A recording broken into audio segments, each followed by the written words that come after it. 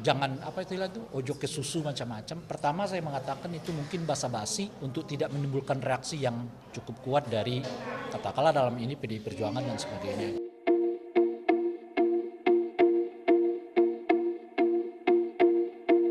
Yang kedua saya sampaikan ojo ke susu.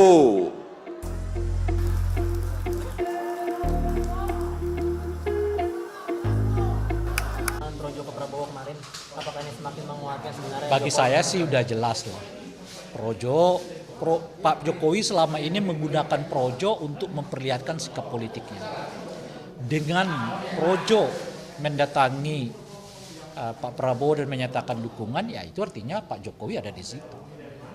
Sudah nggak bisa lagi kita tafsirkan gitu. Tapi kenapa tadi misalnya, kenapa jangan apa itu ojo ke susu macam-macam. Pertama saya mengatakan itu mungkin basa-basi untuk tidak menimbulkan reaksi yang cukup kuat dari katakanlah dalam ini PDI Perjuangan dan sebagainya.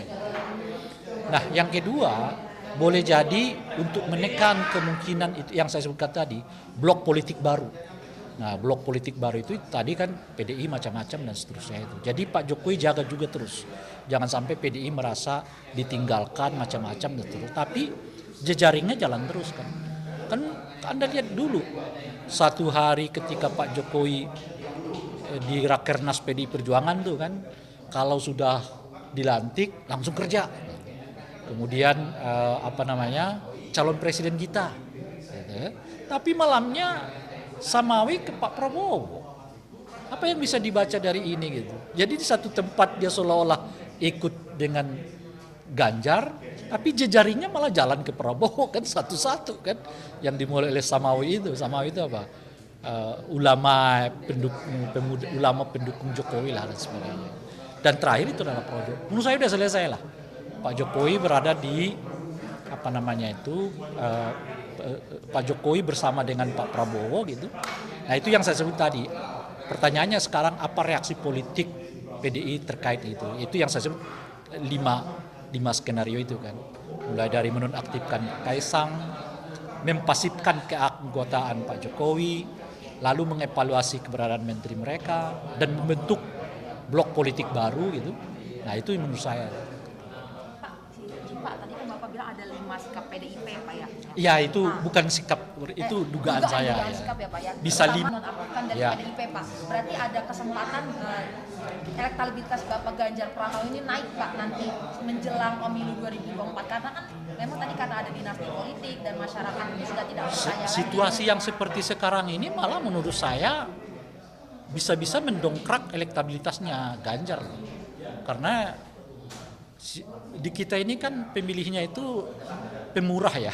Kalau orang-orang terlihat dilecehkan, di prank gitu, itu malah simpati publik menguat.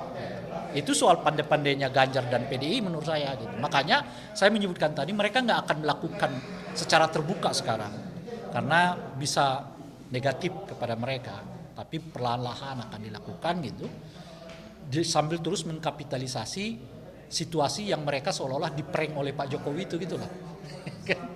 Dan masuk ke dalam diri orang.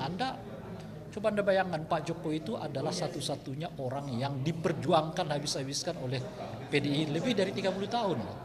10 tahun, bukan lebih dari 30 tahun, 10 tahun di wali kota, 4 tahun gubernur, 10 tahun jadi gubernur. Jadi 23-24 tahun. Itu PDI membackup terus-menerus Pak Jokowi. Nggak cukup itu saja. Pak Jokowi, keluarga Pak Jokowi minta anaknya jadi wali kota, jadi ya kan. Keluarga Pak Jokowi minta menantunya jadi wali kota, jadi. Lalu tiba-tiba diperlakukan begini gitu loh. Tanpa salam, tanpa kalam, tinggal begitu aja. Oleh karena itulah mungkin kemarin itu deklarasi jangan ada dah. Terlalu ini gitu loh Pak, terlalu frontal gitu loh. Makanya jangan ada deklarasi gitu, tapi ini kawan jalan terus kan ke Pak Prabowo gitu kan. Karena itu terlalu frontal, terlalu seolah-olah. Itu tadi, setelah hampir 23 tahun mereka backup, bukan hanya Pak Jokowinya, anaknya iya, menantunya iya. Lalu Anda dengan tenang deklarasi mendukung salah satu calon presiden, itu bisa image Itu yang saya sebutkan, tapi pada saat bersamaan kalau Ganjar dan PDI mampu mengkapitalisasinya, boleh-boleh kemudian mereka naik suara dari peristiwa ini gitu. Nanti atas dasar dinasti politik yang dilakukan oleh Pak Jokowi itu Pak, berarti nanti ada harapan masyarakat pilihan capres selain dinasti politik itu ada di Ganjar gitu ya Pak? Ya itu kita nggak tahu ya. Itu yang saya sebut ini soal kemampuan kapitalisasi kan. Nah sejauh apa nanti kemampuan kapitalisasi Ganjar dan koalisinya untuk menaikkan elektabilitas mereka ya kita nggak tahu.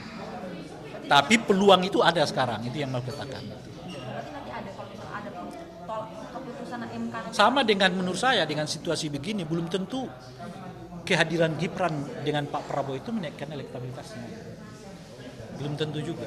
Orang itu tadi kalau dilihat reaksi negatif itu sekarang relatif umumnya adalah orang-orang yang dekat dengan Pak Jokowi yang bereaksi negatif terhadap situasi yang sekarang. Pak terakhir Pak soal Ojo ke Susu tadi Pak, itu kira-kira bisa diisyaratkan sebagai bahwa Jokowi ini kan projo pengennya Prabowo sama Gibran. Ya. Apakah ini juga menjadi sinyal kalau ini Gibran udah nggak akan bisa maju karena mungkin putusan Mahkamah Konstitusi kuat untuk menolak? Ya bisa karena itu satu tentu. Tetapi menurut saya, kalaupun diterima menurut saya seperti yang saya sebutkan tadi, dengan situasi politik begini nggak mudah lagi ternyata bagi Gibran gitu. Kenapa gitu? Kalau Golkar ngotot, nggak bisa masuk. Ya ini soal Golkar lagi ya. Gitu. Nah yang kedua, penerimaan publik terhadap situasi ini juga menurut saya merosot. Gitu. Nah oleh karena itu, dan yang ketiga faktor KPU-nya kan. Kalau KPU ya merevisi ketentuan ini belum tentu diterima oleh Komisi 2 yang kemungkinan besar sesuai dengan yang saya sebutkan tadi itu ya 314 kursi itu kemungkinan besar menolak gitu. Jadi situasinya sekarang sudah nggak mudah bagi Gibran, nggak seperti yang mungkin dibayangkan sebelumnya gitu ya, kalau udah ketok langsung jadi gitu loh, nggak mudah. Ini salah satu kuncinya sekarang ada di Golkar, dia mau terima apa enggak gitu.